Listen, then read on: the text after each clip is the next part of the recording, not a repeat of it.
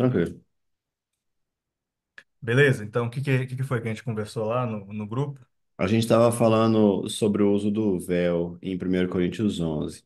Hum, Então, a doutora, que eu esqueci o nome dela, Cíntia, né? Cíntia alguma coisa. Westfall, isso.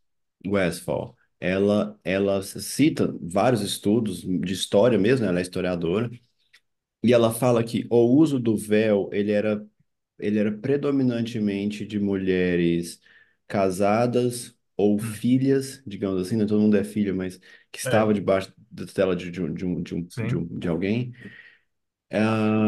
E mais ainda é de mulheres de uma classe mais alta, né, Hum, mulheres mais ricas.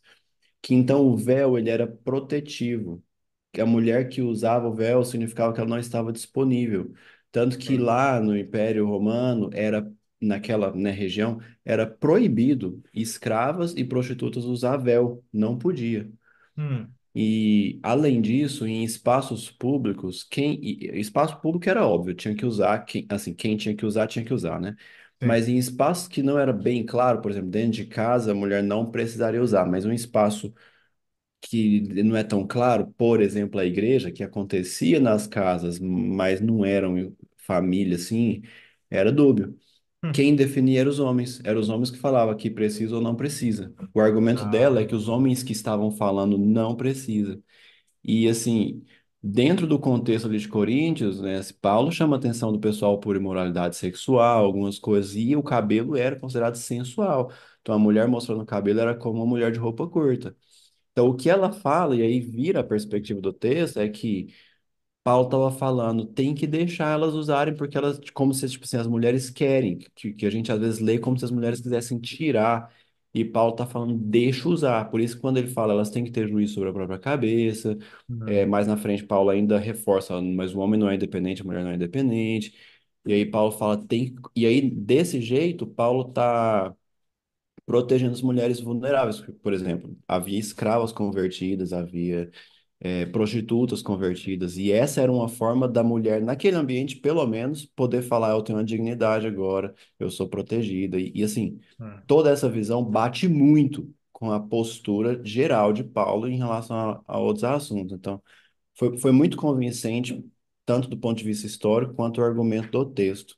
Aí ainda tem coisa discutível, lógico. Para mim, a parte mais esquisita foi, como eu disse, em relação ao uso do termo cabeça, mas uhum, a tradução daquela parte do trazer juízo sobre a própria cabeça, sim. né? Que ela É. fala é sobre a própria cabeça, porque ela está argumentando que é a mulher poder falar: eu quero usar e ter direito de usar. Então, esse é o argumento dela. Massa demais, né, cara? É, poxa, obrigado por Enfim, eu resumir. queria era dar, porque aí ia escrever muito lá no grupo. Eu falei, depois eu gasto um minutinho lá no coisa e pronto. Obrigado por resumir. É show, cara, show de bola. Eu não cheguei a ler o livro da Cindy, não. Foram recomendações de pessoas que eu confio, né? Uhum. Ah, e é engraçado como a historiografia, às vezes, de repente joga essas surpresas na piscina interpretativa, né? De repente, nossa, tem uma coisa nova aqui, nunca ouvi falar E nisso. aí, só um último comentário, assim. Nessa parte, ela dá o argumento de forma bem incisiva. Ela fala, essa era a cultura. Então, ela não coloca isso como se fosse uma Hum, hipótese. No próximo capítulo, eu não vou entrar nisso, mas ela dá um argumento que ela sabe que é altamente hipotético. Porque quando ela vai falar do que Paulo está falando a respeito das mulheres não ensinarem, sobre os homens ensinar, se aquilo é contexto de casa, por que que Paulo reforça a ordem criacional, né? Deus criou o homem e depois a mulher, hum, ela argumenta do mito que rodava na época. Mas aí ela fala que é altamente provável, porque Paulo menciona histórias contadas por mulheres velhas, então, e tinha um hum, mito que trocava lá a ordem da criação e tal, mas esse argumento ela usa diferente, ela apesar de que ela acredita e ela vai defender, sim. ela coloca que é uma probabilidade, tipo, parece que tal. Quando ela explica o contexto do véu, ela não fala assim. Ela Eu fala o tomo como véu era usado certeza. assim, tal, tal, tal. A linguagem é Enfim, enfática, é categórica, né? isso. Agora eu terminei. Interessante. Pô, que legal, Bruno. Isso daí é uma coisa que, assim, eu vejo, tem muita gente, tanto mais conservador quanto um pouquinho menos, que usa linguagem bem categórica, bem enfática. para dados históricos. Eu tenho muita dificuldade com isso. Eu mesmo, sabe, por mais que haja grande evidência, né, histórica, até consenso às vezes acadêmico sobre uma determinada questão histórica, eu não dou conta de ser enfático assim. Eu nunca escrevi um comentário também, né? Então, quem sou eu? Aham. Mas na minha cabeça, quando eu tô lendo a Bíblia, é um, e isso já é uma questão hermenêutica, né? Como que eu chego ao texto?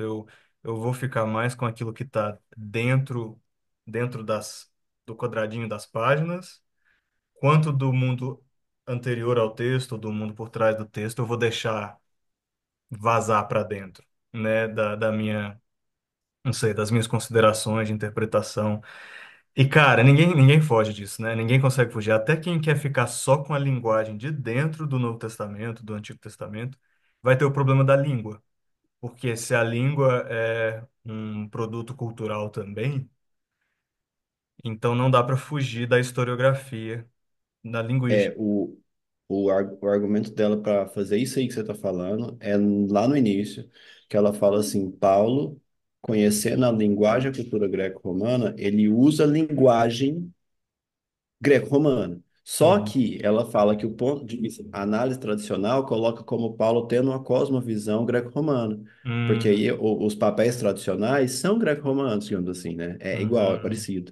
E aí É. ela fala, mas não é porque ele usa linguagem que quer dizer que ele tem a cosmovisão. Aí ela fala assim, porque ele usa filtros.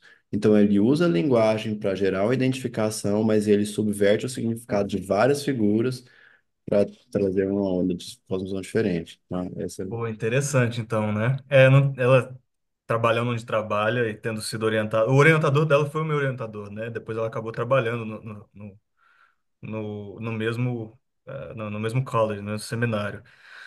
E não tem como fugir da parte linguística. É isso por isso que eu gosto do trabalho dela, que por mais que ela não seja, ela não comente as coisas, não escreva, não faça análise do discurso, exatamente como Porter ou algumas outras pessoas do college, ela tem que interagir com eles.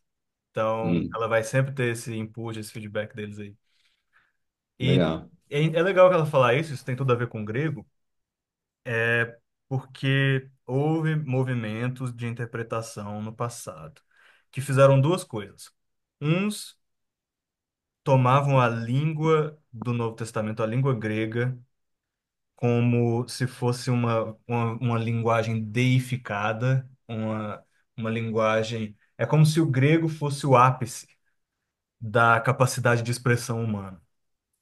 E por isso Deus esperou ou escolheu aquele momento X para o Novo Testamento ser escolhido, para ser escrito, Hum, né? Escrito. E então tem uma visão que é assim.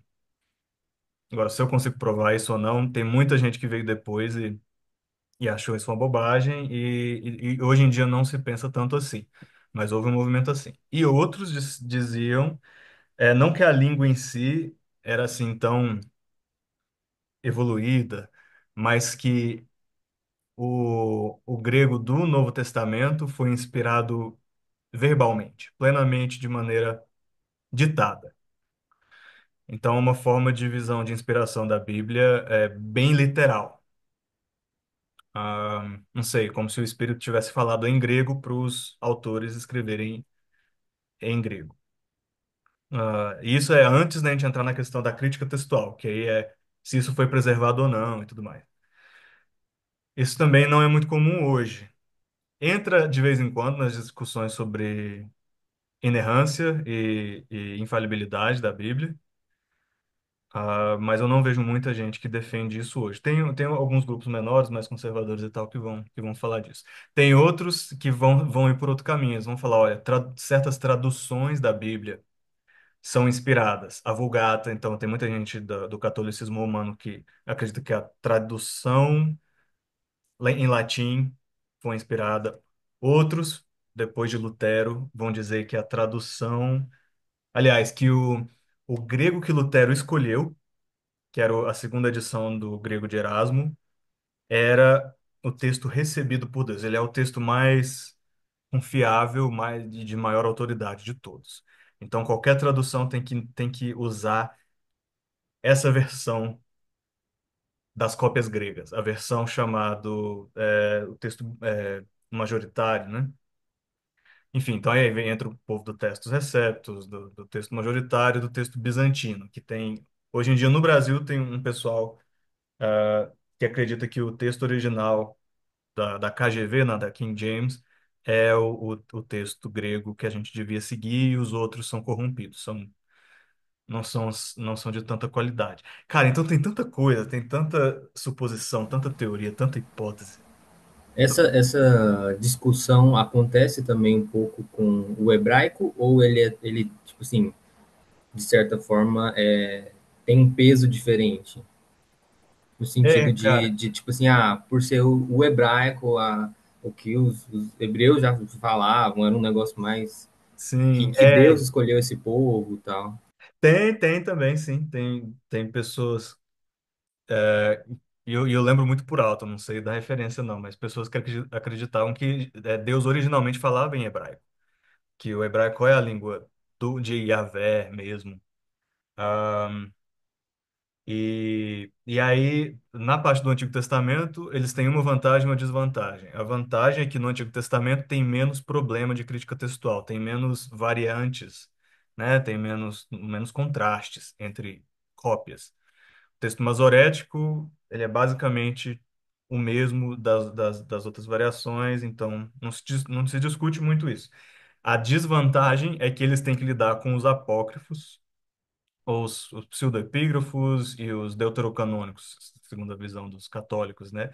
Tem que lidar com, eu digo assim, porque os judeus, os rabinos, o pessoal do Antigo Testamento foi bem enfático. Não, a gente não acha que esses livros, entre o período do Antigo e Novo, são canônicos, mas são eles que têm que passar o tempo debatendo os católicos romanos e os grego-ortodoxos e os etíopes, entre outros aí ortodoxos, que acabam incluindo mais livros do que os reformadores decidiram incluir. Ah, então, eles entram nesse debate. Não é um debate muito do povo do Novo Testamento, a questão de quantos livros estão na Bíblia, pelo menos não na Bíblia, é, a primeira parte da Bíblia, né? Mas Então, eu falo assim, existe um consenso maior se é algo mais perto de cada palavra ditada ou se é. Claro que também tem muitos gêneros, né? Textuais. cara, hoje em dia, para o Antigo Testamento, é o texto masorético, o texto que os masoretas, os estudiosos masoretas, é, disponibilizaram, né? Eles inclusive colocaram as vogais, que o hebraico tem só as consoantes, começaram a colocar vogais, sinais de cantilação, para o pessoal começar a ler de forma cantada nas sinagogas. Então, hoje em dia, é o texto masorético. Existem debates sobre a tradução do hebraico para o grego, que a gente chama de Septuaginta, do porquê que parece que autores do Novo Testamento seguem mais o texto traduzido, o texto da Septuaginta. Por que às vezes parece que eles usam mais? Qual que era a Bíblia que Jesus lia? Jesus lia mais a Ué, a Bíblia. Septuaginta foi traduzida, foi antes? Jesus, ou o pessoal da época do primeiro século, já tinha Septuaginta. Gente, para mim Septuaginta era bem depois. Quando Tem eles mais de uma, citam, né, né? em algumas cartas, eles. São Ah, Septuagintas, né? São versões, algumas versões e variações entendi, em grego, traduzindo o hebraico, né? entendi. Então, cara, e aí tem os debates, sabe, sobre qual que foi a Bíblia que Jesus usou, quais as Bíblias às quais o apóstolo Paulo tinha acesso, se ele tinha acesso a pergaminhos em hebraico. Provavelmente sim, mas assim, Eu tenho uma pergunta. diz. Então, quando a gente está analisando, vamos supor, classe gramatical, ali, às vezes esse estudo que a gente faz, vamos supor, pegou, aprendeu o grego ali, leva a gente talvez apenas a compreender melhor um texto. Nem tô falando de texto onde tem dúvida, né? Onde mudança no entendimento vai tá, às vezes é um texto senso comum. Só que aí na hora de pregar fica mais profundo, a gente entende melhor, tal. Tem esse, digamos, nível de estudo, digamos assim, né? Tem um outro, vou chamar de mais profundo, não sei se posso dizer assim não, mas onde começa a vir as dúvidas, né? A diferença de interpretação vai mudar a visão teológica, às vezes por completo. Eu li um livro de escatologia que tinha um versículo, não vou lembrar, tinha um versículo em Apocalipse que a palavra lá, dependendo do jeito que interpretasse, fazia a pessoa deixar de ser uma coisa e virar outra, assim, tipo, outra visão. Uhum. Então, Uhum. tem esse ponto, mas tem um outro muito mais profundo que é esse que você está falando agora. E eu acho que por causa das nossas conversas recentes, eu percebi como que esse coisa que eu estou chamando de segundo nível tem uma consequência, assim, é importante e tem uma consequência aplicável direto à nossa fé. Você acha que sai algo assim, que é essa conversa nesse outro nível, produz esse tipo de coisa? Ou talvez a resposta até seja sim, mas não é para todo mundo, porque eu não acho que todo mundo tem que chegar nesse nível de preocupação e tal, mas ou você acha que é só, sei lá, academicismo, assim, e tal? Porque eu já pensei que isso que eu tô chamando de nível 2 eu já achei no passado que era procurar pelo em ovo, sexo dos anjos, esse trem. É, Agora eu acho que não, acho que é importante. eu tendo a E, achar tudo de relevância popular. Tudo que se faz na academia que eu acho relevante, na minha opinião, tem relevância popular quando a gente está tratando, não sei, seja de qual é o texto mais provável originalmente, ou se essa palavra existir, deveria existir ou não, se todo esse trecho, esses parágrafos deveriam estar na Bíblia ou não, se essa variação é aquela que estava no original, né, no autógrafo ou não. Tudo isso para mim eu acho extremamente relevante. Assim, muita gente vai falar de crítica textual e dizer, olha, as poucas variações de algum peso teológico que existem podem ser explicadas, mas a maior parte das variações não tem nenhum peso para interpretação. Eles costumam enfatizar muito que assim você não precisa saber muito de crítica textual e tudo mais. E assim, eu concordo que você não precisa saber o jargão, aprender o aparato crítico, isso e aquilo, mas eu acho que deveria fazer parte do esforço de quem sabe um pouquinho de grego, um pouquinho de hebraico, de fazer essa ponte para a sua igreja local, sem que essas pessoas se sintam muito soterradas de informação, inferiorizadas, cansadas demais. Eu acho que é uma questão de didático, então eu acho que é relevante. A gente vai. É isso que eu quero testar, inclusive, nesse curso. Porque, assim, seja pessoas que sabem inglês ou não, seja pessoas que sabem um pouquinho de grego ou não, cara, eu quero trazer o que há de melhor na academia, e tentar tornar isso digestível, digerível, digestível para a senhorinha que fez só o ensino médio, entendeu? A gente conversou um pouco sobre isso, né, Breno? Sobre os uhum. níveis de perguntas que a gente faz em um determinado texto, e eu ainda estou explorando isso, cara, mas eu não sei. Essa é a minha tendência. Eu quero explicar tudo e quero deixar a coisa simples. Se o chat GPT consegue fazer isso, eu acho que é a nossa obrigação tentar, sabe? Explicar as coisas mais complexas de forma simples. Tem Eu muita tenho gente umas ideias, que. mas eu vou É, falar depois da aula para não gastar o tempo da aula, mas eu tenho umas ideias aí. cara, a gente vai conversar. Inclusive, é isso que eu estou aprendendo a fazer. Será que quão atingível é isso, sabe?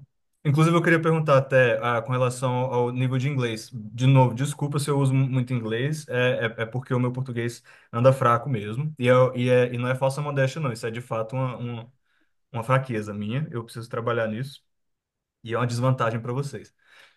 Mas eu só queria ter uma ideia, assim, palavras esparsas em inglês, vocês têm alguma preferência em termos de, olha, tudo que você pensar em inglês, Paulo, tenta traduzir imediatamente, ou pode deixar passar algumas coisas, ou, não sei, vocês querem levantar e falar, não, peraí, isso daí eu não entendi. Como que vocês querem que eu lide com isso? Porque às vezes eu jogo inglês aí, às vezes eu não percebo. Então me ajudem Não, aí. para Qualquer mim coisa. é mais problema alguns termos que você fala da própria academia do que o inglês. Tipo, o inglês, se você falar, é de boa. Só, por exemplo, você falou algumas coisas aí que eu, eu fiquei meio off, tipo, de entender jargão, essas coisas. Parecia um termo mais técnico sobre alguma coisa que eu não entendi direito o que é, sabe? Mas o inglês é suave. O Suave. inglês tá, o pouquinho de inglês que eu jogo tá tranquilo. Beleza, se ficar Tá suave. demais, me fala. E os recursos em inglês que eu coloco, tipo É um de boa também. artigo. De boa, né? Porque dá para traduzir também. O É Victor fala inglês também, ô Paulo. ótimo. Beleza, então. Então não vai ser tanto problema. Então qualquer termo técnico ou inglês ou o que seja, só joga no chat aí, um- uma perguntinha, né? Já esqueci o nome do question mark. Eu lembro em inglês. Como é que é question mark? Uma interrogação. Pronto. Interrogação. Oh, meu Deus do céu. Joga a interrogação aí. É, deixa eu ver. Cara, tanta coisa para falar, tanta coisa boa. Então, fazendo essa transição de conversar a respeito da língua, do que as pessoas pensavam sobre o grego e como que a gente deve pensar sobre o grego. Eu não tenho essa resposta, eu ainda não sei o que pensar exatamente do grego. Às vezes eu tendo a pensar que o grego e o hebraico são línguas, né, como outra qualquer.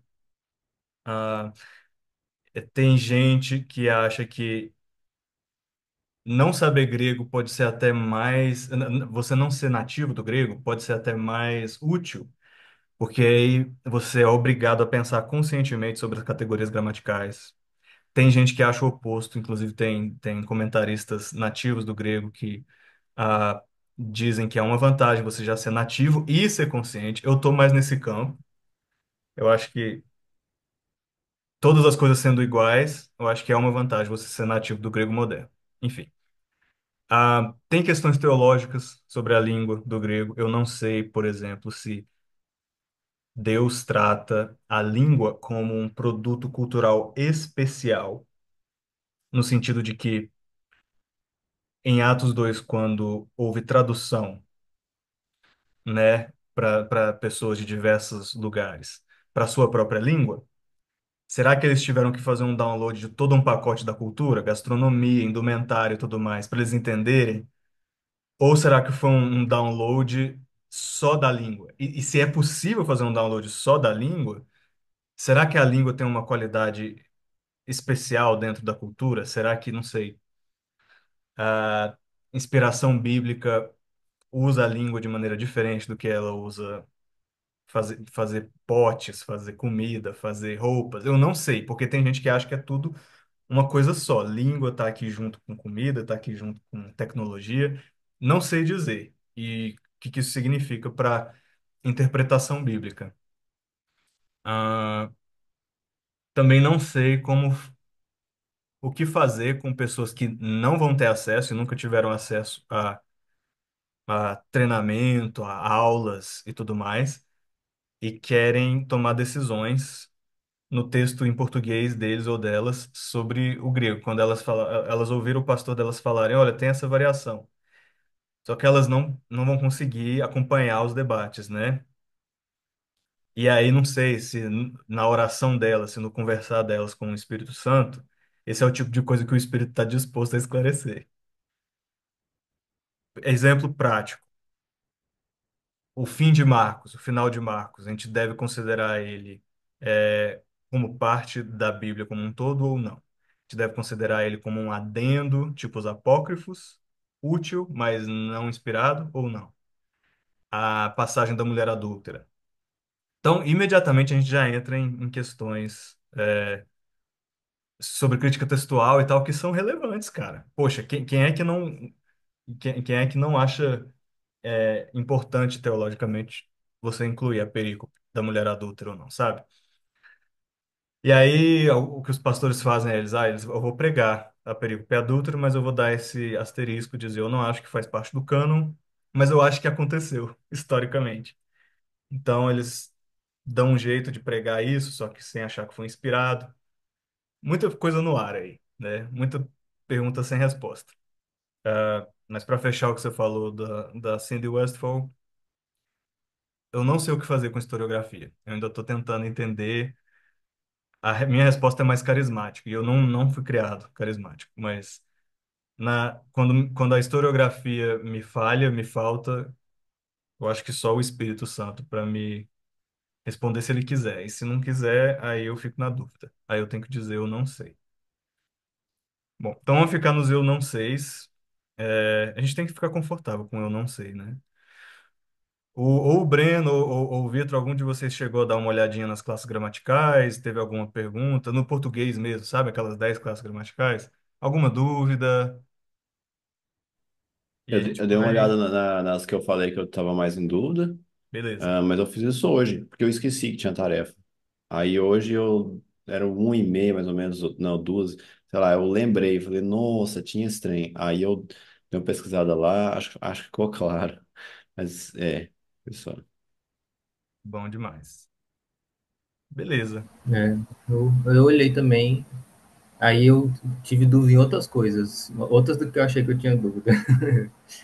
Mas eu acho que também a gente vai vendo, tipo, mais pra frente. Só de ter tido esse resuminho aqui já foi muito bom. Eu acho que o que eu fiquei mais em dúvida ali era do artigo e do pronome. Hum, Antes eu tinha ficado em dúvida com a conjunção e a preposição, mas aí você, tipo, explicou e é de boa. Mas uhum. aí, tipo, o artigo e o pronome, às vezes é meio confuso. Mas tipo assim, deu para entender em geral. Joia. Beleza. Show. A gente só precisa dessas categorias básicas, depois a gente vai aprofundando. Uma coisa importante para nós, deixa eu compartilhar a tela aqui, é o seguinte. A gente já falou disso e tal. É que você pode pegar, voltando aqui nessas classes, acho que dá para ver, né? Nessas classes aqui coloridinhas, algumas delas você pode juntar palavrinhas de outras classes e formar um grupinho, e esse grupinho vai se chamar uma locução adjetivo, uma locução adverbial. Então, locução é só um nome técnico para grupinhos que acabam tendo a função adverbial, a função de adjetivo. Então, eu joguei esse slide aqui, tá? O slide número 18, só para ajudar a gente, porque isso vai ser bem importante no grego, que nem sempre vai ser uma palavrinha única que vai fazer a função dela. Às vezes vai ser todo um conjunto de palavrinhas. Meu zoom tá ruim aqui. Pronto. Principalmente locuções adverbiais, a gente vai ficar bem de olho nelas. Por exemplo, ele falou de vez em quando. Locução adjetiva também. E prepositivo. Essas três. A conjuntiva verbal e interjectiva nem tanto, mas vamos ficar de olho nessas três primeiras. As palavras ainda continuam tendo aquelas funções do slide anterior, só que agora você também pode inferir esse grupinho aí. Ou não, esse grupinho meio que substitui, Ele override. Ele. entende? Boa pergunta. As palavras. É porque. Função. Função é meio ambíguo, mas no dicionário, as palavras continuam tendo aquele uso comum, mas você pode ter sentenças inteiras, né? Que são só, por exemplo, o sujeito de uma frase. Lembra que eu falei de recursividade, que vamos dizer assim, Vitor disse, aí Breno falou que Vitor disse, Paulo ensinou que Breno falou que Vitor disse. Se eu coloco Paulo ensinou, que Breno falou que Vitor disse, tá cheio de categoriazinhas lá, né? Cheio de categorias gramaticais lá dentro. Mas esse bolo todo, ele funciona como um objeto da frase, ele funciona basicamente como um substantivo, um substantivão, quase uma locução substantiva. Aí eu falei que a gente ia continuar nesse slide aqui, né? Ah, desculpa, ficou claro para vocês dois aí? Ficou Locuções? Sim, claro. sim, sim. O importante é você lembrar que existe uma coisa que chama locução, blá blá blá. E quando eu falar locução, você vai que de acha isso? Locução é tipo uma colagem de outras coisas. Então, beleza. Essas categorias coloridinhas existem traduzidas para o grego. Não só traduzidas para o grego, mas existem nas gramáticas gregas, as primeiras gramáticas do mundo, né, de Dionísio Strax, desse pessoal aí lá, séculos atrás, já existia gramática, eles já eram enjoados com isso. Então, eles usavam termos tipo usiasticá para substantivo, epíteta para adjetivo. Você só precisa saber que Paulo, isso é a tradução? Tipo, como é isso. que é adjetivo em grego? Epíteta, é isso? Tá. Exatamente. E a maior parte disso aqui é no grego antigo também, é no grego helenístico que a gente está focando também. Algumas delas mudaram para o grego moderno, mas eu tentei pegar as que ainda eram usados no tempo de Jesus e tudo mais. Tá, então, Peraí, rapidão. Eu só diga, vou diga. atender a porta ali e eu já volto. Rapidão, 2 segundinhos. Beleza. Enquanto ele vai, Brenal, eu vou só então pronunciando, vamos dizer, para os verbos. Olha que legal, verbo rímata. O pessoal fala muito de rema, né? Rema, palavra de Deus e tal. Rímata. Rema é literalmente palavra? É, literalmente no sentido de que é a elocução, é o dizer, né? É um dizer. Hum. Ah, a palavra é E- lexe. Tá, entendi, tá. Então, É, no caso, a gente tem um mapeamento de um para um. Você tinha falado que às vezes meio que é, os grupos eles vão se juntando, né? Tipo, é mais um espectro. No caso do grego, a gente consegue fazer um. isso, eu tinha perguntado isso aquele dia, e eu não respondi de forma completa. Terminando a resposta é sim, todas as categorias que eu coloquei aqui na tela existem para os gregos nativos e são relevantes para análise do texto. Sim. Um para um, sim. Paulo, Oi. eu sei que o grego, ele de certa forma é mais complexo que o português, no sentido de que eu sei que existe, por exemplo, tempo verbal em grego que não existe em português. A mesma coisa vale para a classe gramatical ou as classes não? Ah, cara, eu não sei se o termo. Porque Ou as classes são só essas? Porque se for só essa é a mesma coisa, as classes gramaticais relevantes para nós aqui são essas. para Não mim. sei se há. Porque eu entendi o que você está falando. Por exemplo, a gente fala de aspecto verbal, né? Por exemplo. Caso. Caso existe no português. O caso oblíquo, o caso reto, o caso oblíquo, né? Então, sim, tudo que tem. Eu acho que nada vai ser absolutamente novo em termos de classe gramatical para vocês. Eu Tá acho. bom. Posso estar enganado, mas eu acho que não. Por isso que eu joguei tudo aí, porque aí se tem alguma coisa que assusta, a gente já vê agora. Mas assim, nada disso aqui é absolutamente novo para um falante do português. O português tem vantagem com relação ao inglês, porque a gente tem uma língua um pouco mais complexa em termos de classes. Ahn, Aí eu estou saindo agora da parte de análise das palavras individuais e estou indo agora, eu estou pulando para o nível de frase. Então, de lexe para frase e oração. No grego, frase, prótase, se é oração. Oração é que contém um verbo, né? Aí a gente já entra em parágrafos, no grego, parágrafos, bom demais. Homilia, você já ouviu falar de homilética, né? Homilia, que já é o discurso, é o conjunto de parágrafos. E é nesse nível que a gente faz a análise do discurso, que é o que a Cynthia Westphal é especialista em fazer. Então, o que a Cynthia faz é diferente do que muitos comentaristas fazem, que muitos comentaristas vão palavrinha por palavrinha no grego. Aí eles vão jogando um comentário aqui e ali, às vezes juntando uma frasezinha ou outra. Às vezes eles vão até aqui, o nível da frase ou da oração. Mas muitos deles param aqui, que é a grande crítica do meu orientador, do Porter, é que um dos grandes problemas da análise bíblica hoje é que muita gente não vai além desse nível da oração. Muitos comentaristas, muitos teólogos, eles acabam sendo muito granulares. E é engraçado que eles são granulares na hora de ler o texto e super zoom out, né, na hora da sistemática. Parece que eles são bem 880, assim. Você pega a galera que quer entender sistematicamente de Gênesis a Apocalipse ou da teologia bíblica também, mas na hora de ver o texto, eles vão palavra por palavra, frase por frase. E o Porter e a Cynthia falam, não, vamos começar no discurso. Que massa. Agora, depois que a gente avançar mais no estudo, tiver conseguindo ler grego e tal, deu vontade de ler o outro livro dela, aquele de análise de discurso de Hebreus. Aí É deu bom vontade agora. demais. Isso é massa.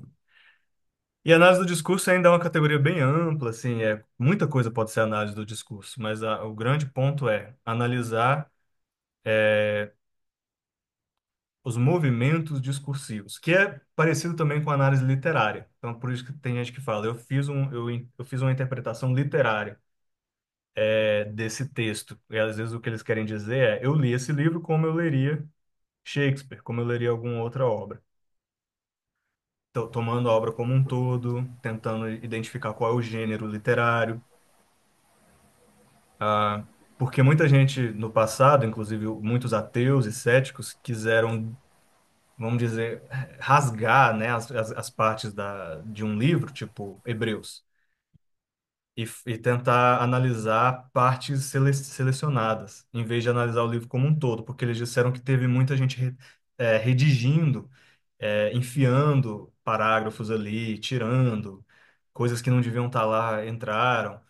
Isso fez com que eles interpretassem esses livros da Bíblia de maneira esparsa, de maneira desconexa.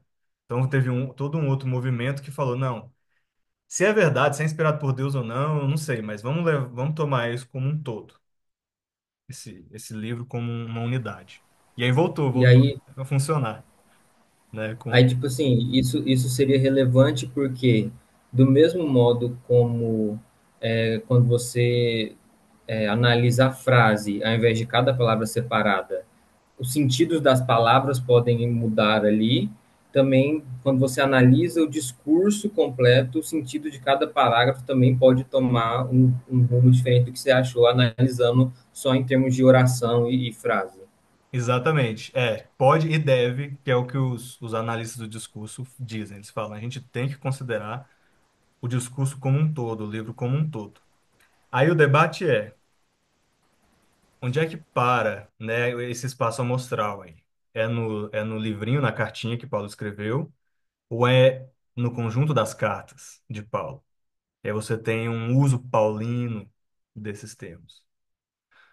E aí há debates. Se a gente vai ficar mais. Se Paulo resolveu meio que pôr um outro chapéu e agora eu vou usar um gênero mais de sermão nisso que eu vou escrever. Agora eu vou usar um gênero mais de carta pessoal.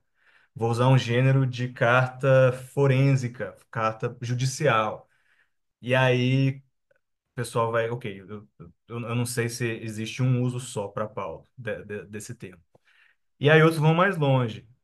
É, é Paulo só ou é Paulo e outros escritores do Novo Testamento? Aí eu vou pegar só quem escreveu a Bíblia ou eu vou começar a pegar autores do primeiro século também?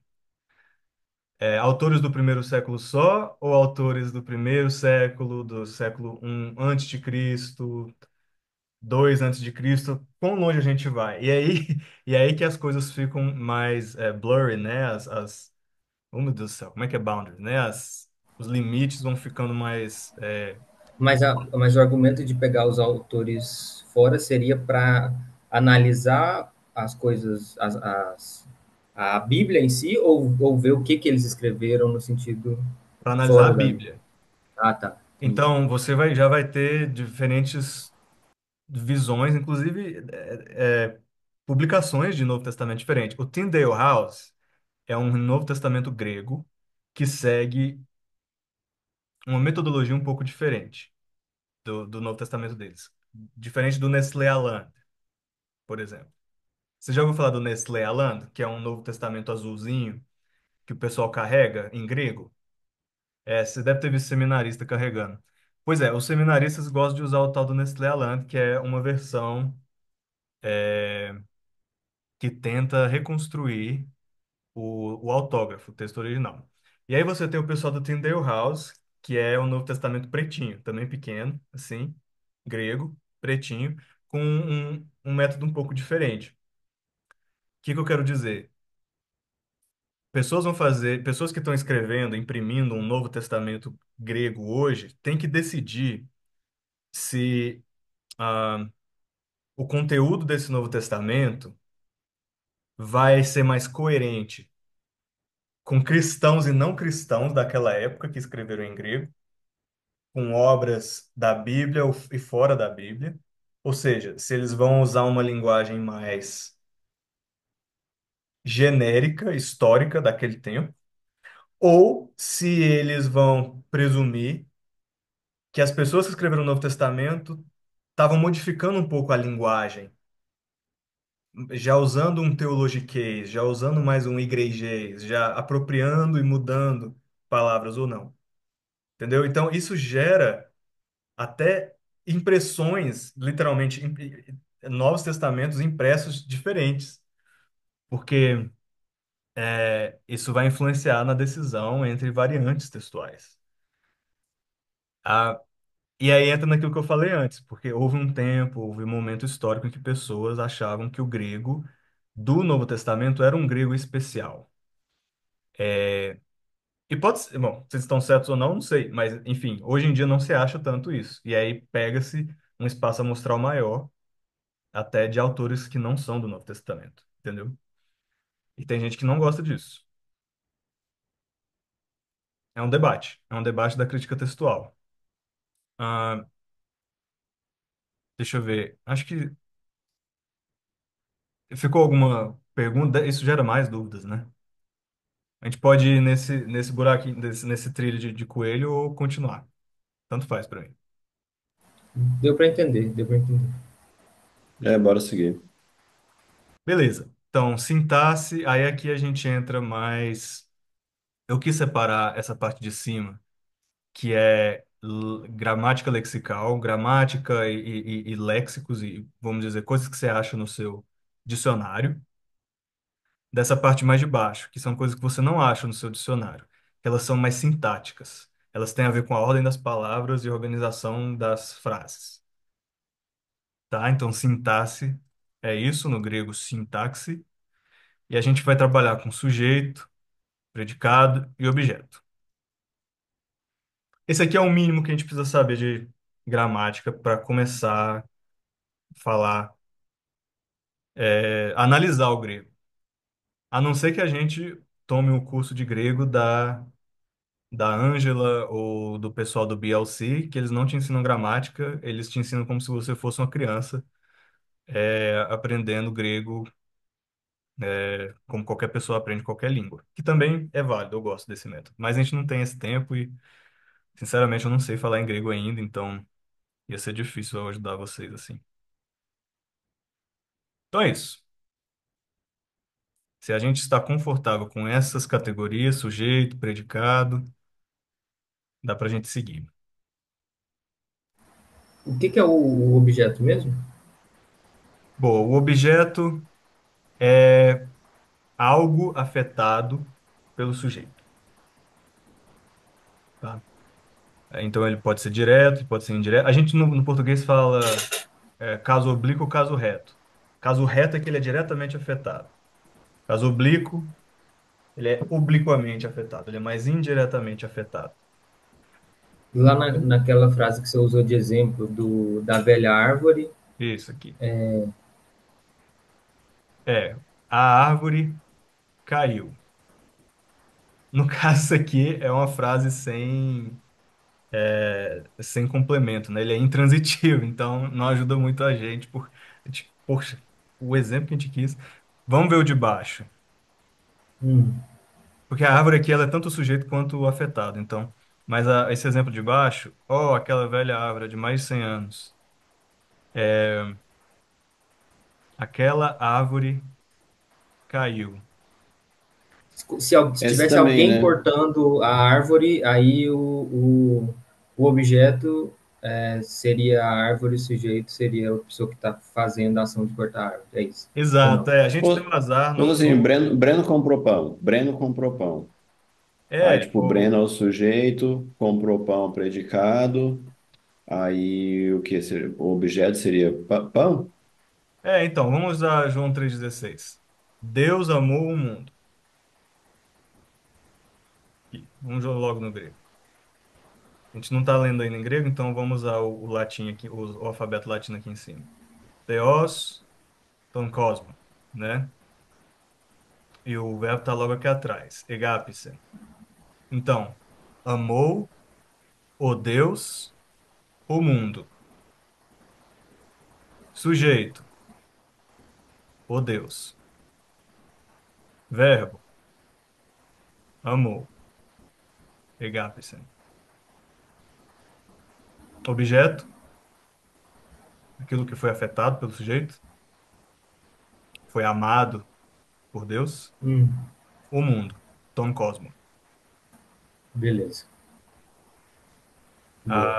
E nesse caso, no português, Deus amou o mundo, aí é objeto direto, né? Se fosse ao mundo, seria indireto. Ah, enfim. E aí isso aqui já dá um exemplo legal sobre ordem dos fatores, né?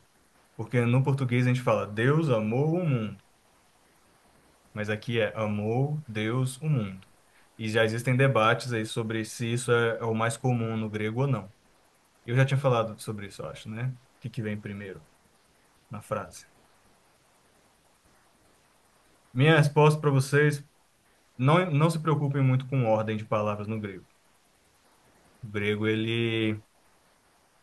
Não espere isso dele, não. Ele vai te desapontar, sabe? Então vai mais pela morfologia, pela forma da palavra. Vai pela forma, das forminhas, dos elementozinhos, das partezinhas, das pecinhas das palavras. É isso que vai te dizer se uma coisa é sujeito, objeto, predicado. Ah, não vai tanto pela ordem das palavras, não. Perguntas aí? Não, beleza. Entendi, obrigado. Show. Falamos disso, falamos daquilo. Aí a gente tem alguns caminhos a seguir. A gente tem algumas opções. A gente pode começar a treinar a, a nossa locução, né? Falar, soar os sons do grego. Pela razão de que eu gostaria que vocês entendessem do que eu estou falando quando eu estou pronunciando o grego em grego, né? Não porque a gente tem que ficar bom nisso ou falar grego, mas é útil. Ou a gente pode entrar ainda mais meta, né? Sobre como interpretar textos e o que está envolvido na análise do texto. Então, é falar um pouco de exegese sem entrar tanto ainda no granular da língua grega. Isso é parte do nosso curso de grego, mas é um grego mais por cima. Se vocês querem um grego mais do chão para de baixo para cima, a gente vai entrar agora nas sílabas, a gente começa a pronunciar o grego. E aí eu começo a ensinar para vocês substantivos, adjetivos, verbos, formar frasezinhas, traduzir. A gente pode ir nesse caminho também. É porque como o Vitor tinha pedido uma coisa mais ampla na última aula, eu quero saber se a gente vai continuar nessa coisa ou se a gente... Breno, o que que você acha? Agora o Vitor fez aquela opção. Para você, o que que fica mais confortável? Eu ia falar isso agora. Eu escolhi da última vez, Ah, eu ia então. falar, pode escolher aí, Vitor. Eu acho que vai ser bom, assim, a gente, porque, por exemplo, se a gente soubesse ler, né, a gente não precisa ir lá no interlinear, né, porque se for fazer uma análise daquele slide que você estava anterior, Uhum. tem que abrir em alguma coisa que faz a transliteração, pelo menos, que É, ele não consigo, né? é. É, mas só que é mais interessante fazer a análise, né? Mas em algum momento a gente vai ter que aprender a ler isso aí. Então, ô Vitor, escolhe o momento aí, se é agora ou se é depois, tá nas suas mãos. Mano, tipo assim, pessoalmente eu prefiro continuar no outro, mas igual você falou, tipo, uma hora ou outra a gente vai ter que. Mas assim, pra mim, enquanto puder adiar isso aí. Porque, tipo assim, eu acho que Você vai vai criando desanimar se a motivação, gente. né? Não, Você não, vai não, desanimar se a gente fazer esse trem agora? não, não, não. O, Não? o que Então eu posso... eu tenho um Pode motivo para defender. sugerir fazer isso agora. Ah, Minha aula não começou ainda na faculdade, que aí eu já sou aluno ruim, aí eu vou ficar o pior. E aí eu acho que é mais fácil fazer isso agora. Tipo, de eu Beleza. pegar algumas palavras, letras, antes de começar, na hora que começar meu curso lá, aí só Deus. então, eu vou fazer assim, eu vou fazer um pouco do que o Breno quer, que é falar disso nos próximos 5 a 10 minutos aí. Ah, e, e a nova tarefa de vocês vai ser, se vocês tiverem tempo, treinar isso aí, treinar o ouvido e a pronúncia. tá? Porque não tem muito o que eu Talvez, possa fazer Paulo, aqui. e se na próxima aula fizer tipo 30 minutos de um, 30 minutos do outro? Que aí a Pode gente ser. vai andando meio paralelo, mesmo que vá mais devagar, mas não fica totalmente um ou outro, né? Exato. Pode ser, Então pode tá, ser. Então, beleza. vamos falar um pouco da fonética, e só treinar ela rapidinho aqui.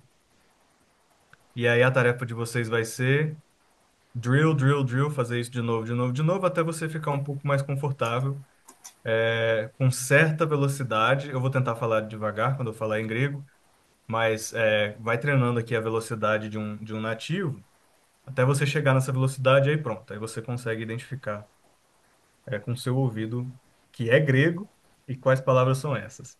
E quem sabe, talvez, qual versículo é esse, né? Se você lembra de memória no português. Ahn, Segunda tarefa de casa, quando você for para o culto ou para o estudo bíblico, leva um interlinear, abre no seu celular. Então, toda vez que tiver uma passagem sendo lida e estudada, tenha um interlinear do lado. Já começa a comparar as versões traduzidas que você estão usando com a versão literal, palavra por palavra. Uso o Bible Hub em inglês porque ele é um interlinear verdadeiro. O do português ele é um interlinear reverso. Ele pega o português e encaixa o grego na ordem do português. Eu quero que vocês vejam a ordem do grego. Então o Bible Hub vai dar essa ordem do grego, tá? Ou comprem o interlinear. Meu Deus, é muito caro. É uns 500 pau uma Bíblia interlinear. Ah, moço, Bible Hub é bom demais, tá doido? Mais da conta. Você clica no trem, já mostra os outros versículos que usa, é excelente É, isso aí, é bem bom mais demais. fácil. Então vamos De lá, graça. de graça. Isso não é engraçado, mas deixa eu ver. Vocês estão vendo aqui as letrinhas em vermelho, as letras latinas, da transliteração. Eu acho que isso já dá a vocês essa noção de qual que é o som que vai sair. Então vamos começar supondo. Brenão, o que que você acha que é esse som aqui? Você tá vendo o meu cursor? Tô. Tá, o que que é esse som aqui, você acha, dessa letra? É A, Ah, quais variações do A a gente tem no português desse som? do som. A, an, Basicamente isso, né? eu não sei. Tem o Eu acho que é pessoal, isso, os é. paulistas, Paulista fala mas eu acho que não ah. devia. Beleza, Eu então acho errado. são variações aí, né? É isso mesmo. Agora tu, Vitor, o que que você acha que é essa letrinha aqui? É som de ba, B, B. Bababá. Pronto, isso mesmo. Na E pronúncia, não tem variação, né? na pronúncia moderna sai meio com um V, é um B com os Bs frouxos. V, V, No V. grego, Na Ah, pronúncia do grego moderno. V, tipo V. espanhol. Va, É, va. va, pronto. va. Breno, próximo. Eu acho que é som de G. Show. E tu, Vitor? Essa aqui. De D, Isso, mas o som. D, D. D, D, Beleza. D. E tu, Breno? Próximo. Eu acho que o som é E. Com variações agora. Tem E e E. Não sei se tem os dois no grego. E. Acho que no português, eu tava pensando no inglês tem outras variações, mas é Em isso inglês mesmo. é I, né? No É, português tem E também. E, de trem. É verdade. boa, tem o E eu tinha esquecido do do nhen, do neném. Beleza. Próximo. É. Z. Isso, a gente no português vê esse Zzinho aqui, deve ser um Z, tá? No latino aqui é Z, só que nesse caso tem um D antes do Z, é um dz, dz. É um mosquito Ah, sendo aquele. z, Isso, é o Z. D. Porque o z, nome dessa letra é Z. zeta. Zeta. zeta. Zeta. Vai lá, Brenão, próximo. Aí nem ideia. Aí, nesse caso, na letra latina é um E. É um ETA. Então é do jeitinho que tá aqui no vermelho mesmo. É um E. E. E. Isso No aí não grego, tá na. o som é de E também? Também é de E. Aí uma coisa que acontece é, conforme o grego foi evoluindo, as distinções, essas variações vocálicas do E, foi tudo iotizando. Foi tudo virando I. I. Então, se você vê um grego moderno lendo um texto bíblico, esse epsilon aqui, ele vai falar com som de i, esse Ah, e, tipo a vogal fraca no português, tipo é, leite. vai tudo fraquejando com o tempo, vai tudo Hum, iotizando. Aí tudo fica com som de iota, que é esse iota leite. aqui, i. Então, você vai ler tudo, vocês vão me ouvir falando, pronunciando o e como i, o, o eta como i, o iota como i. Hum. E esse teta aqui, qual que é o som dele, vocês acham?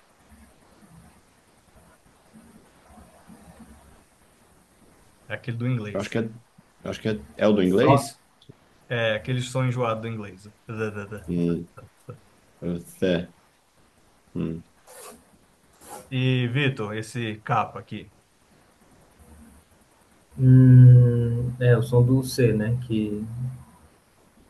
K, K. Isso. Breno, Eu acho que é o L, L normal, o L de leite. perfeito. Vitor. É de ma. Uhum. Hum, Breno. O na. Vitor. hum, Tá aí eu difícil, vou né? chutar um, um X, Não é com porque tem muito o. bem. É, eu achei que você ia falar X de Xuxa, mas é isso É, mesmo. porque eu vi que tem o lá embaixo, né? CH lá embaixo. Aí ficou. Ah, tá joia. Isso mesmo, é o Xi. Então, zeta, que começa com um Sim. Dzinho na língua, zeta, e o Xi começa com um k Aí na eles garganta. têm uma. Essa como se fosse a ordem alfabética para eles mesmo. Porque, Perfeito. por É. exemplo, parece que muda um pouco, né, pra gente. Por exemplo, o A e o B, beleza. Agora, existe um C, que é esse K aí, e ele tá lá pra frente, né? E o outro G veio antes. Então, tipo, Exato. E o som desse C, quando a gente fala ABC, quando a gente fala cerca ou cerdas, na verdade é o som do sigma, né? uhum, Então, segue um pouquinho a ordem, depois desembrenha, depois volta para a ordem. Por exemplo, LMN é a mesma. OP uhum, é a mesma. Mas aí o Q pula o Q e vai direto para o R, que é o Rho.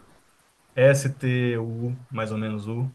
Aí cadê o V? O V já estava lá no B, né? uhum, Não tem W, não tem X do nosso jeito. Y estava lá em cima, em algum lugar. Cadê? Ah, é o U, né, deles também. E não uhum. tem Z, é um ômega. Então tem umas variações mesmo. Bem, O bem. Y tem sempre som de U. O Y é entre o U e o I. Então vai do I pro U. I, U, I, U, I, U. U, Para no meio. U, U. E um U, E- Ah, U, I, U, U, I. É um U, U, U. É o U, francês, né? O U. U. e- hum. A gente estava no Xi aqui, fomos pro Ômicron. Que é som de. O, Isso. O Pi, que é Esse, som. esse, esse Xi é isso mesmo, né? É diferente do C ali de cima, do K, do CK, que é Diferente. o Iota, né? Não, Diferente do capa. Kappa e diferente do Ri. Hum, Xi é diferente do Kappa e do Ri. Aí você tem, tipo, foi no Pi aqui, aí agora tem o Rho. E o som é. Pera. Breno, qual que é o som desse aqui? é o S de são. Perfeito. E esse mais da direita aqui é só no final, não, é quando é a última letra. Aí ele Hum. se abre. Se abre para o mundo, tá? Quando é o último da letra. Próximo, Vitor. T, normal. Isso, é o T. Brenão. É esse a gente falou, é o U, U. Ótimo. Vitor. I, som de F. Perfeito. Breno. Eu vi você falando, é o. É... Não, mas não lembro, não sei. Ele não é nem o nem o Q do capa, nem o XI, É nem... o som de X, né? Tipo, Pior X. que no português não, né? No português É, é o som de... A gente não tem som em português, tem? Esse é tipo aquele gutural que tem no alemão, É o gutural do alemão, tem no hebraico também, então ele é o Ah, tá. ri. mas não fala ri assim igual rato, né? É tipo ri. Exato, é mais para trás do que o rato. Então pega o Tá, e vai mais para trás. rato. Ué, Aham.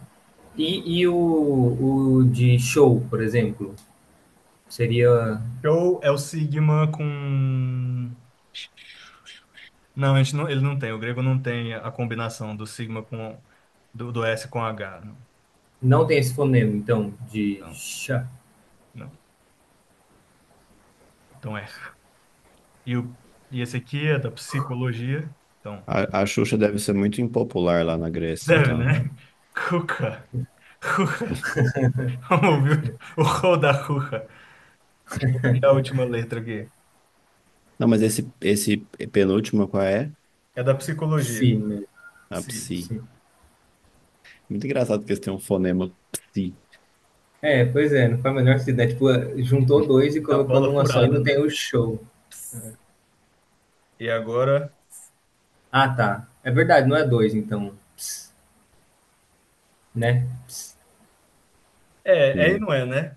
Vamos dizer assim. ps, É que nem o Xi, que é dois. Tem que combinar dois movimentos da boca, né? hum. E esse aqui é o O, ômega, é o ômega. Esse aqui é o ômicron. Esse aqui é o ômega. Então ele é o ozão. Tem diferença de pronúncia? Teria, talvez no grego ático, talvez no grego bizantino, mas não para nós. Tudo é o.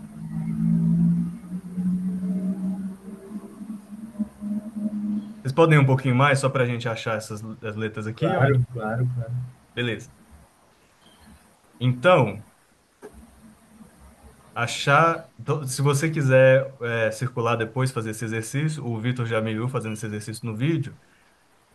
Uhum. Leia Mateus 5:30 no interlinear e você vai achar todas essas letrinhas lá. E você vai ficar feliz e vai ser um dia bom para você. Deixa eu ver aqui. Vou fazer uma coisa aqui com vocês. Aqui. Paulo, você sugere tarefa para isso? Essa é uma boa. Se você quiser pegar Mateus 5:30 no Bible Hub e com papel e caneta, ou sei lá, no seu tablet que seja, circular as letras em ordem, bom exercício. Melhor ainda, escrever as letras em ordem, à mão. Eu joguei essa coisa pautada aqui para você saber onde que vai, né? Uhum. A altura das letras. Podem fazer isso. Ou, se na prática vocês vão só digitar em grego mesmo, pegam o seu teclado politônico grego, baixa ele e vai na doida aí tentando achar as letrinhas, onde que cada uma tá, e tenta fazer o alfabeto do começo ao fim, do alfa ao ômega. O atual pro da Bíblia não muda, o alfabeto continua a mesma coisa, tudo igual, né? Eu posso baixar lá e eu vou conseguir a mesma. Geralmente eles seguem essa letrinha vermelha. Geralmente, não sempre. Você vai ter umas frustrações. Mas se você clicar no A, vai te dar o alfa. No B, vai te dar o beta. Mas aí vai ter outros atalhos. Aí você vai descobrir no seu se é Mac, se é PC. Beleza. Enfim. Aí você vai testando. Beleza. Pode achar uma imagem também, uma imagem. Procura no Google e você vai achar os correspondentes. Eu gosto de digitar tudo, mas isso aí eu acho que eu vou fazer na mão para ver se grava É. mais, é. O que eu quero fazer, deixa eu ver se dá para fazer e onde fazer. A É, gente consegue anotar na tela também, se você quiser. vocês conseguem? Tá, mas o que eu queria, Uhum. eu não vou Como é ter, que é? Eu não sei não. eu não vou ter essa destreza. Eu vou fazer, acho que eu mesmo devia ligar o meu teclado. Puxa, para de me chutar para fora, cara. Politônico, que eu também faz tempo que não uso, tô meio destrenado. E aí, cadê? Pronto. Ok, vamos tentar pronunciar juntinho aqui o que eu coloco aqui em cima. Isso aqui é um eta e um nu juntos. Então Um tenta eta e combinar o um som do quê? eta. Você tá vendo o meu eta e o nu aqui? Aham. Sim, a segunda letra que eu não entendi o nome. Ah, chama nu. Ah, É aquele do francês.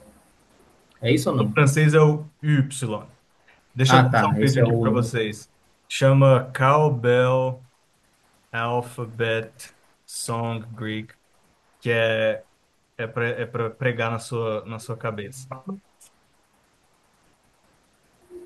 Alpha, beta, gamma, delta, epsilon, zeta, eta, theta, iota, kappa, lambda, mu, nu, psi, omicron, rho, sigma, tau, upsilon, phi, psi, omega, ver. Ignora esse ki, porque ele falou errado, é ri, mas tudo bem. uhum.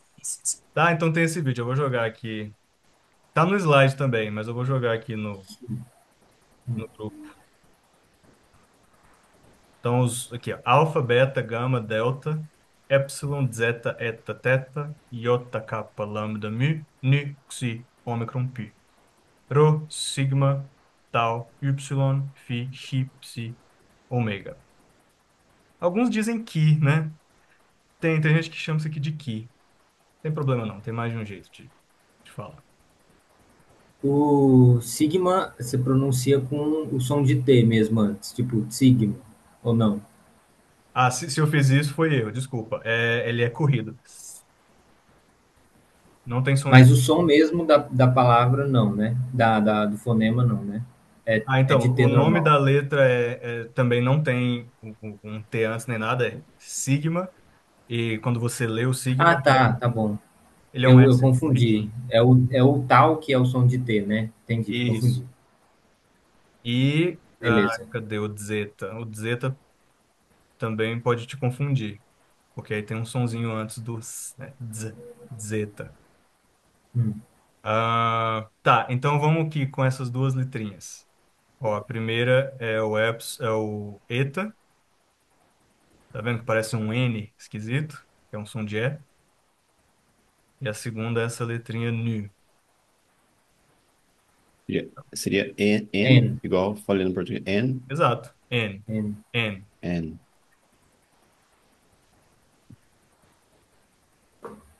Ah, O cara tem histórico de busca em grego, filho. e aqui? Acho que não, Breno. Acho que é do Google mesmo, sei. Não sei. Põe. E agora? Ah,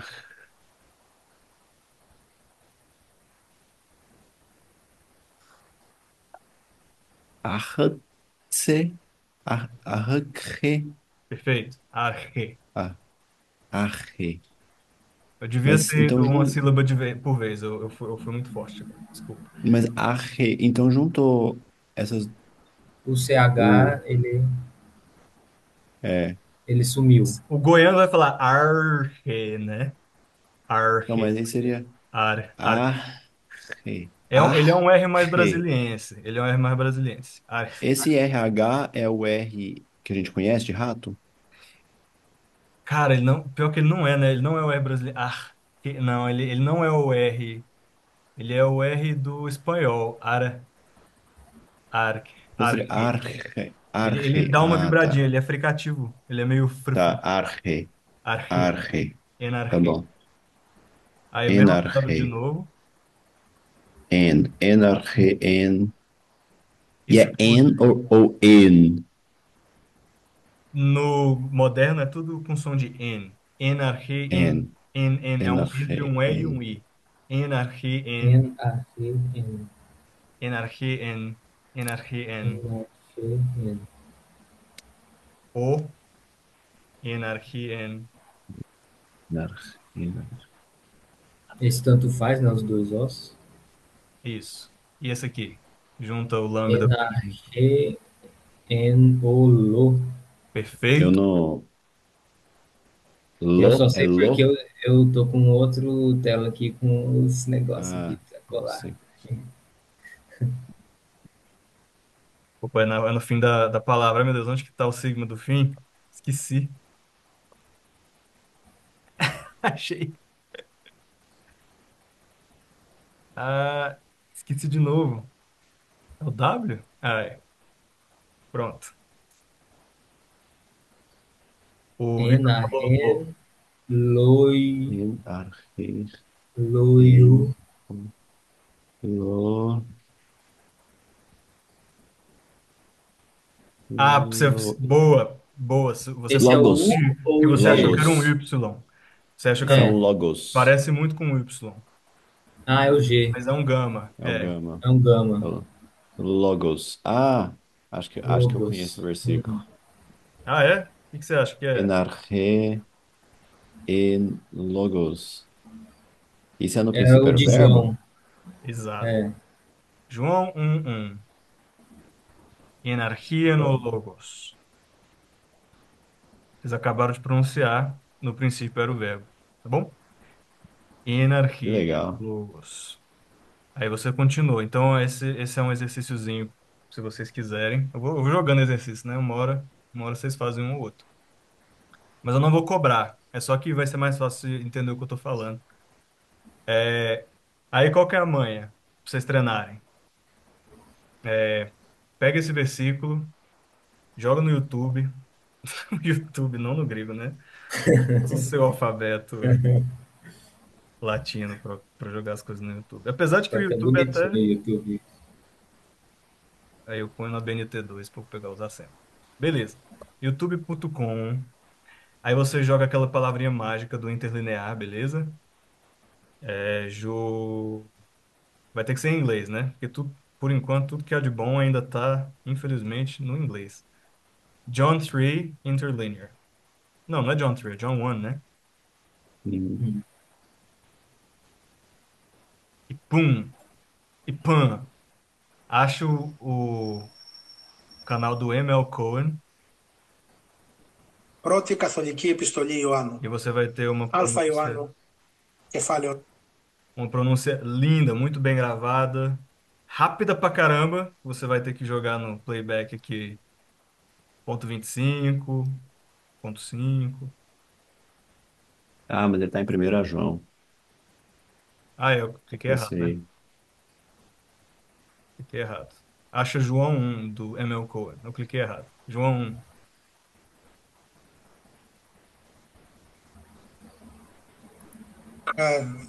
Ιωάννου. Ele tá falando Cataione, ele tá falando essa é a carta, segundo João. É uma hora ele começa a falar o João 1.